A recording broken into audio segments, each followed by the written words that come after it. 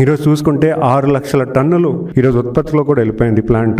అంటే ఖచ్చితంగా ఈ ఫండ్ అంతా కూడా ఇట్లే ఇవ్వబట్టే ఈరోజు స్టీల్ ప్లాంట్ మళ్ళీ రివైవ్ అయిందని సంగతి నేను చెప్పుకుంటున్నాను. మరి అలాగే ఎల్జీ పాలిమర్స్కి ₹1,00,00,000 ఇచ్చామని చెప్పడం జరిగింది. ₹1,00,00,000 అనేది ఆయన ఎల్జీ పాలిమర్స్ అనేది చాలా పెద్ద యాక్సిడెంట్లో చాలా విషాదమైనటువంటి సిచ్యువేషన్. వచ్చినటువంటి ఎల్జీ పాలిమర్స్లో వచ్చినటువంటి గ్యాస్ వల్ల చాలా మంది ఇబ్బంది పడ్డారు. ఎన్నో కుటుంబాలు అనారోగ్య పాలయ్యారు. మరి అలాగే చనిపోయినటువంటి వ్యక్తుల్లో కూడా 12 మంది చనిపోయారు. ఎవరికి కూడా ఎటువంటి సాయం కూడా పూర్తి స్థాయిలో ఆయన ఇవ్వలేదని సంగతి కూడా నేను తెలియజేసుకుంటున్నాను. 12 మంది చనిపోయినటువంటి 12 మందిలో కూడా 3 మాత్రమే ఆయన ఆర్థికంగా ₹1,00,00,000 ఇచ్చారు. అది కూడా ప్రభుత్వం నుంచి ఇవ్వలేదు.